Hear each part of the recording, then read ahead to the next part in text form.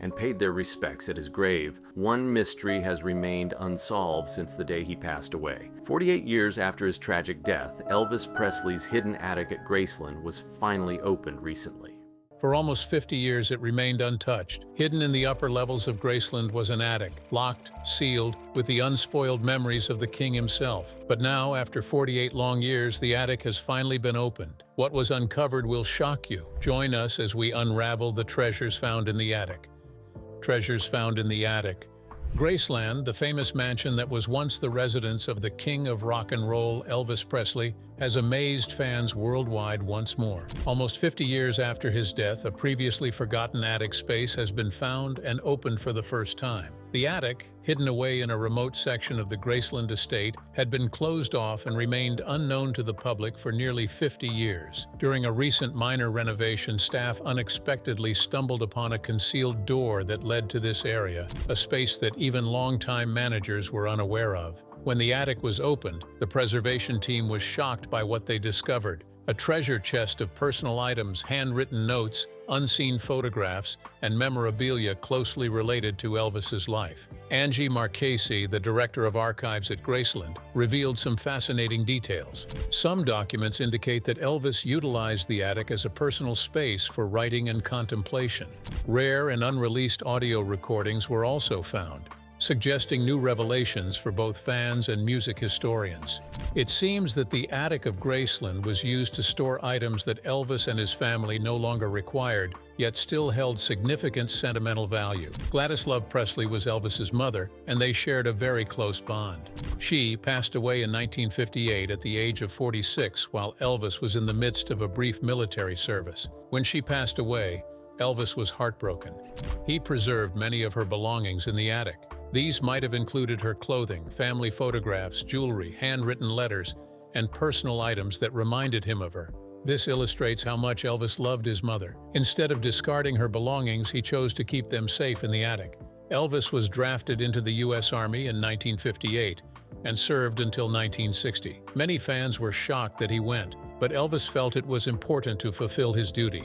The items discovered in the attic probably included his Army uniform, military boots, official papers or documents, awards or medals, and photos taken during his time in Germany. After spending 2 years in Germany, he came back to Graceland as Sergeant Presley. His Army gear is now permanently displayed across the street from the mansion at the entertainment and exhibit complex, Elvis Presley's Memphis. On the other hand, some of Gladys's clothes are shown in the closet of her bedroom, which fans can see early on during the walkthrough tour. These items represent parts of his life that revealed a different aspect of him, not just as a rock and roll star, but as an ordinary soldier. Lisa Marie Presley was the only child of Elvis. Born in 1968, she was cherished by him. Like many parents do, he kept some of her baby clothes. Graceland has been the residence of Elvis and his family since 1957. Over time, some of the furniture and decorations were updated, but Elvis didn't discard everything. Instead, he kept old couches, chairs, curtains, drapes in the attic. These items might not have held deep personal significance, but they were part of the house's story. Elvis's attic at Graceland was more than just a place to store things. It reflects how much Elvis appreciated family, his past, and special moments. Today, Graceland takes great care to preserve these items so that fans from all over the world can learn more about who Elvis was, not just the famous star, but also the son, soldier, and father.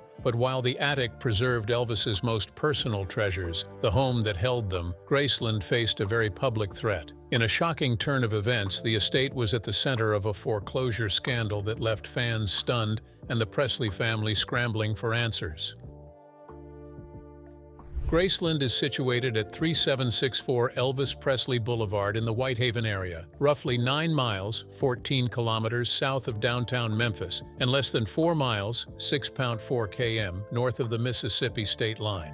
It opened its doors to the public as a house museum on June 7, 1982, and draws in over 650,000 visitors each year. On November 7, 1991, Graceland was added to the National Register of Historic Places, making it the first location acknowledged for its importance to rock music. It was designated a National Historic Landmark on March 27, 2006, also a first for a site of this kind. After Elvis passed away on August 16, 1977, his father, Vernon, was the first to inherit Graceland. Following Elvis Presley's passing, Vernon Presley acted as the executor of his estate. When he passed away in 1979, he appointed Priscilla to be the estate executor for Elvis's only daughter, Lisa Marie, who was just 11 years old. Maintaining Graceland cost $500,000 annually, and expenses had reduced Lisa Marie's inheritance from Elvis and Priscilla to just $1 million.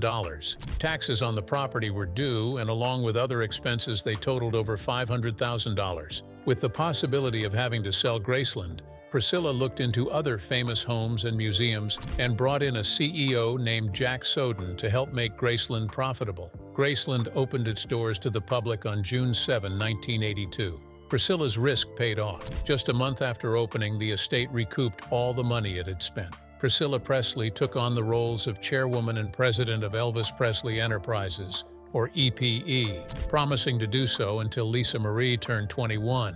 The business thrived, and eventually, the trust's value exceeded $100 million. Every year, a procession takes place through the estate and past Elvis's grave on the anniversary of his death. This event, known as Elvis Week, features a packed schedule of speakers and activities, including the only Elvis Mass at St. Paul's Church, which many Elvis fans from all backgrounds look forward to. Over the years, the staff at Graceland kept an informal list of celebrities who visited shortly after Elvis's death, according to Elvis Presley's Enterprises. This wasn't made official for about 10 years. Muhammad Ali, a friend of Elvis, was one of the first famous visitors in 1978, along with singer Paul Simon. He visited Graceland in the early 80s and later wrote a song named after it, which became the title track of his Grammy-winning album, Graceland. In 1987, during the Joshua Tree Tour, U2 also visited Graceland. They filmed footage for the movie Rattle and Hum. While there, drummer Larry Mullen Jr. sat on Elvis Presley's motorcycle, which was against the rules for visitors at Graceland. On June 30th, 2006, then U.S. President George W. Bush gave a tour of the mansion to Japanese Prime Minister Junichiro Koizumi. This was one of the rare occasions when a sitting U.S. president and a current head of a foreign government visited a private residence in the United States together. On August 6, 2010, Prince Albert II, the head of state of Monaco, and his fiancée Charlene Wittstock, now Princess of Monaco, toured Graceland while they were on vacation in the U.S.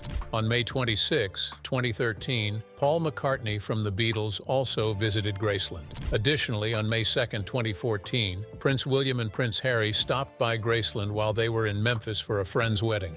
The home has been visited by former U.S. President Jimmy Carter, the late Duchess of Devonshire, the current ambassadors of India, France, China, Korea, and Israel to the United States, along with several U.S. governors, members of Congress, and at least 2 Nobel Prize winners. These include singer-songwriter Bob Dylan, who won the Literature Prize, and Oscar Arias, the former president of Costa Rica, who received the Peace Prize. They both visited on October 10, 2001. In May 2016, Graceland celebrated its 20 millionth visitor, who was a newlywed couple. In June 2022, actors Austin Butler and Tom Hanks toured the mansion and were interviewed virtually by Good Morning America from the Jungle Room to discuss their biographical film Elvis. After turning 25, Lisa Marie Presley became the owner of Graceland. After Lisa Marie passed away on January 12, 2023, her oldest daughter, Riley Keough, took over as the sole trustee and owner. In May 2024, a company named Nosany Investments and Private Lending LLC alleged that Lisa Marie Presley had not repaid a loan of $3,800,000 that they had given her. Lisa Janine Findley from Missouri, along with her accomplices, tried to scam Presley's family out of millions of dollars or their stake in the Memphis Mansion, which is a National Historic Landmark and a big tourist spot in Tennessee, according to the department. Rolling Stone estimated in 2020 that Graceland was valued between $400 million and $500 million. She started the scheme after Lisa Marie Presley, Elvis Presley's daughter, passed away in January 2023. Findley created a fake money-lending company and pretended to be several employees, as stated by prosecutors. She also forged Lisa Marie's signature on a document that claimed to use Graceland as collateral for a loan.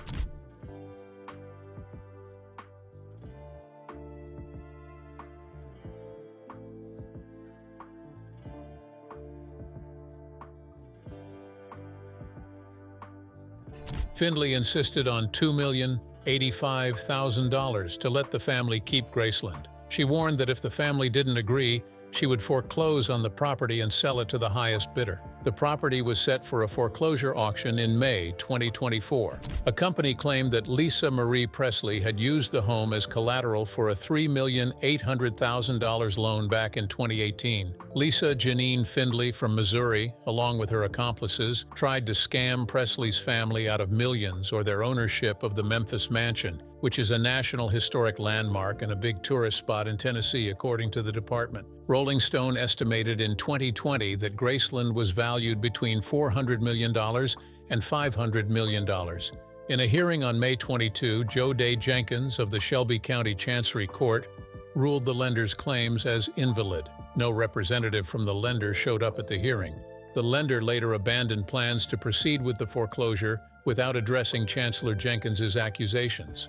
NBC News attempted to locate Nosany Investments and Private Lending and its representative Gregory E. Nosany in public records, but was unsuccessful. A real estate professor at the University of Memphis remarked that if this had been someone else's inheritance, someone else's home, it would just be another example of real estate fraud that the public never hears about. A group of identity thieves operating out of Nigeria has taken responsibility for the scheme. In an email to the New York Times written in Luganda, a leader of this group mentioned that their organization had a network of worms spread across the United States and would, among other things, target the deceased. Nosany Investments and Private Lending LLC actually filed a legal claim stating that Lisa Marie Presley owed them $2,800,000 in a California probate court in September 2023, which was 8 months after her passing. The Times also admitted that it was challenging to find proof that Nosany Investments and Private Lending LLC was a legitimate company.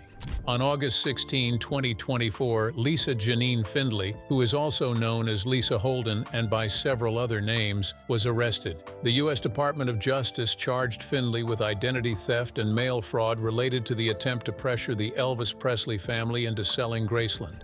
Findley was set to appear in the U.S. on August 16, 2024. The District Court for the Western District of Missouri held a hearing that lasted 7 minutes. During her arraignment, Findley gave up her right to a preliminary hearing or a detention hearing and agreed to have those hearings conducted in the prosecuting court, which is the Western District of Tennessee. The U.S. government requested her detention, and Findley was ordered to be transferred to the Western District of Tennessee. She is still in custody. On January 25, 2025, Findley entered a guilty plea for 1 count of mail fraud, with sentencing scheduled for June 19. According to the U.S. Department of Justice's Office of Public Affairs, Findley pretended to be 3 different people connected to a fake private lender to wrongfully claim that the late Lisa Marie borrowed money from Nosany Investments in 2018. Findley also reportedly created fake loan documents where she forged the signatures of Elvis Presley's daughter and a notary public from Florida. Findley reportedly submitted a fraudulent creditor's claim to the Superior Court of California in Los Angeles, along with a fake deed of trust to the Shelby County Register's office in Memphis, and was actually the one who supposedly published a fake foreclosure notice. Despite Findley's involvement, a Graceland representative said that they did not think Findley was the mastermind behind the scam, saying that they believe this is just the first domino to fall, not the last. They do not think this is the mastermind behind the scam. Additionally, prosecutors have indicated that the individual behind the scheme was an identity thief located in Nigeria. When Findley was arrested, it was noted that Kimberly L. Philbrick, the Florida notary whose name Findley forged, had actually supported Riley Keough in her lawsuit against Nosany Investments. In an affidavit, Philbrick mentioned that she had never encountered Lisa Marie Presley, nor had she ever notarized any document that was signed by Lisa Marie Presley, and she was unsure why her signature was on this document. Findley was also confirmed to have a history of similar criminal cases in Oklahoma, which resulted in multiple arrests and her serving time in prison in both Oklahoma and a federal prison in Texas. In the midst of the legal turmoil and media buzz, one person emerged to safeguard Elvis's legacy, Riley Keough, the granddaughter of Elvis Presley and the new heir to Graceland. But who exactly is Riley Keough, and how did she end up as the surprising protector of one of America's most famous estates? Let's delve deeper into the life, career, and quiet resilience of the woman who is now bringing the Presley name into a new chapter. Riley Keough. Keough was born on May 29, 1989, at Providence St. John's Health Center in Santa Monica, California. She is the first child of singer-songwriter Lisa Marie Presley and musician Danny Keough, and the first grandchild of Elvis Presley and actress and businesswoman Priscilla Presley. Keough's dad met her mom at the Church of Scientology Celebrity Center and later played bass in Presley's band. She had a brother, Benjamin Storm Keough, and has two half-sisters from her mom's fourth marriage to Michael Lockwood. Her maternal grandmother, Priscilla, has some Norwegian ancestry. Keough's paternal grandmother, Janet Hollander, helped start the Delphian School and was its dean from 1995 to 2011. When Keough was 5 years old, her parents got divorced, and her mom was briefly married to Michael Jackson from 1994 to 1996. Keough was mainly brought up by her father in Hawaii and Los Angeles, although she occasionally stayed at her mother's house in Los Angeles, as well as at the Graceland estate in Memphis, Tennessee, which her mother got after her grandfather Elvis passed away. Now, she is the only guardian of the estate and manages the sub-trusts for her siblings, each receiving 1/3 of their mother's estate, which includes Graceland and the Elvis estate. In 2002, when Keough was just 13, her mother tied the knot with actor Nicolas Cage, but this marriage was also brief, lasting only 107 days before Cage sought a divorce. The divorce was completed in May 2004. For a while, Keough went to a public school in the San Fernando Valley, but she ended up being homeschooled because she had to travel often between her parents' homes. Before starting her film career, Keough began modeling at the age of 15, making her debut in the autumn-winter 2004 ready-to-wear show for Dolce & Gabbana, followed by the Christian Dior ready-to-wear show for the spring-summer 2005 collection. Later, she was featured on the cover of Vogue in the United States in August 2004. In 2005, she graced the covers of 4 magazines: Japanese Elle, Korean Vogue, and the French magazines Jalouse and L'Officiel. In 2020, when she was just 20 years old, Keough made her acting debut in The Runaways, a film about the all-girl rock band from the 1970s that shares the same name. In this movie, Keough played Marie Curry, who is the sister of the band's lead singer, Cherie Curry, a role taken on by Dakota Fanning. The film also featured Kristen Stewart and Tatum O'Neal, and it premiered at the Sundance Film Festival in 2010, receiving positive reviews. Then, in April 2011, Keough took on the female lead in the drama The Good Doctor, acting alongside Orlando Bloom and Taraji P. Henson. She played Diane Nixon, a young patient suffering from a kidney infection who is kept sick so that her doctor can earn the respect he desires. Critics had mixed opinions about the film. In May 2010, she stepped in for actress Olivia Thirlby as the main character in the werewolf drama Jack and Diane, where she starred alongside Juno Temple, who played her love interest. The filming happened in New York City, and in May 2011, Magnolia Pictures acquired the film for distribution, leading to its theatrical release in November 2012.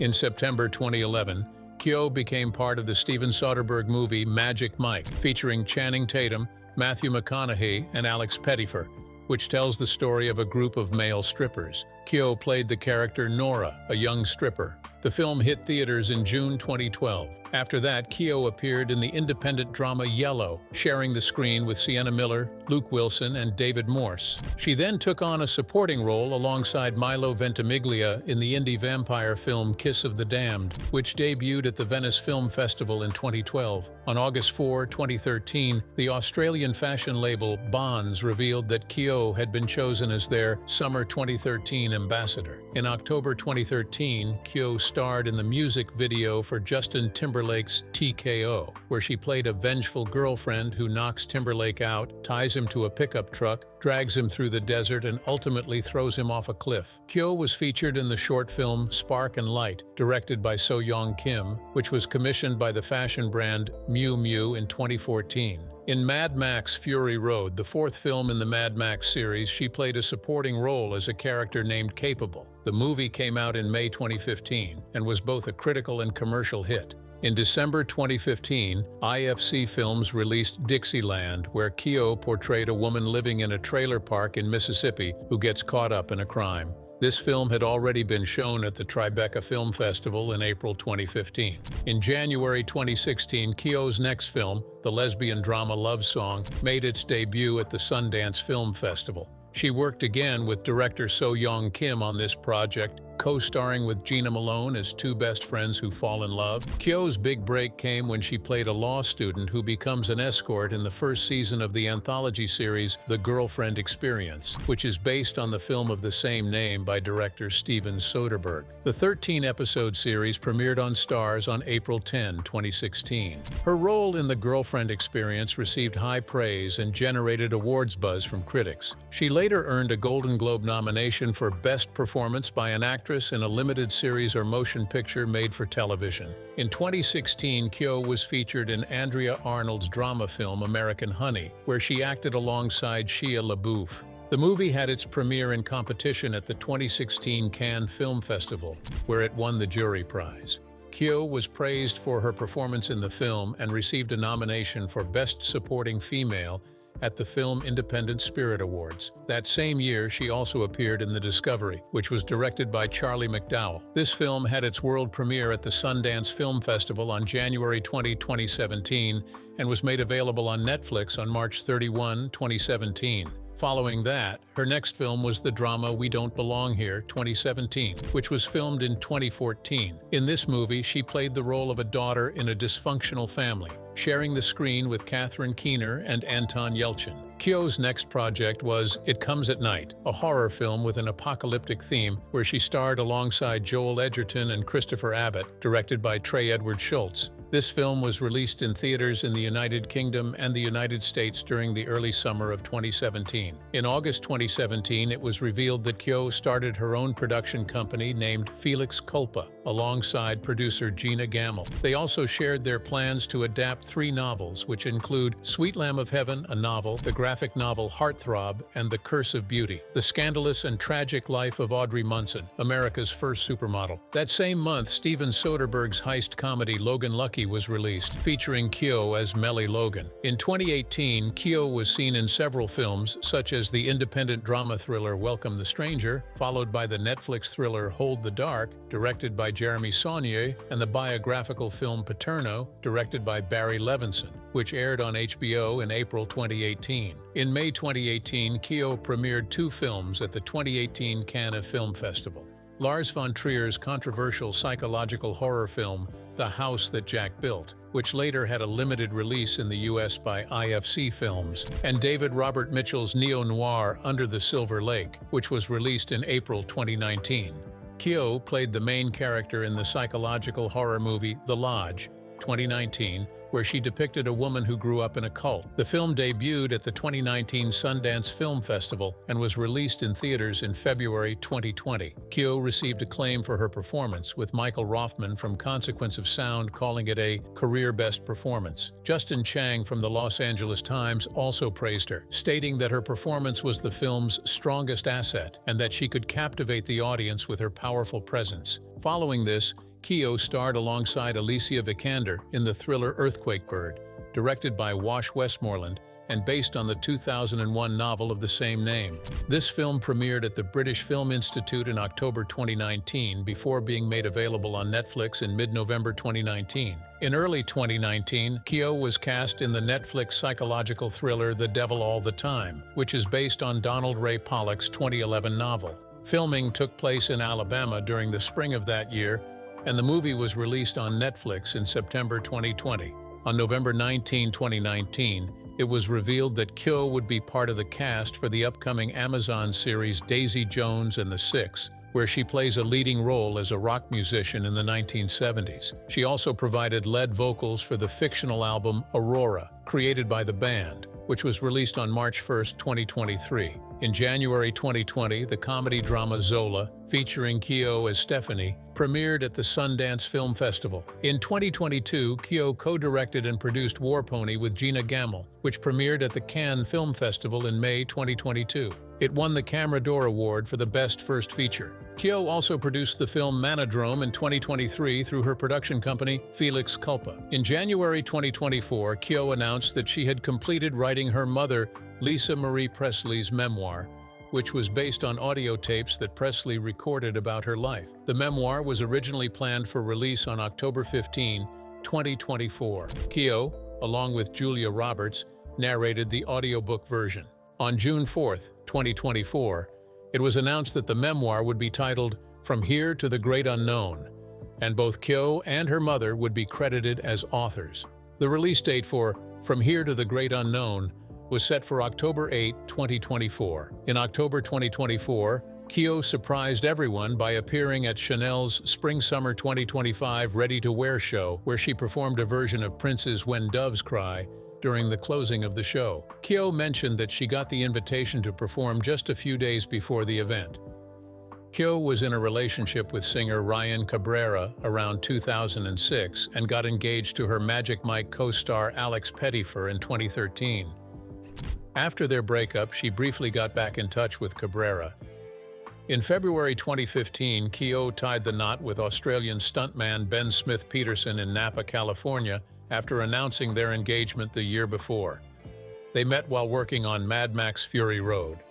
Their daughter, Tupelo Storm, was born in August 2022 through a surrogate. She was named to honor Keough's maternal grandfather, Elvis Presley, who was born in Tupelo, Mississippi, and her brother, Benjamin Keough, whose middle name was Storm. Sadly, Benjamin passed away by suicide in 2020 at the age of 27. Keough grew up in the Church of Scientology, but as of 2023, she identifies as spiritual and is not connected to any church. Her mother, Lisa Marie Presley, passed away from cardiac arrest and complications from bariatric surgery on January 12, 2023, at the age of 54. During the memorial service, Smith Peterson read a speech that Keough had written in a primetime special called The Presleys, Elvis, Lisa Marie, and Riley, which aired on CBS on October 8, 2024. Keough had her first public interview with Oprah Winfrey since her mother's passing. If you enjoyed this video, like and subscribe, and also click the next video shown on your screen.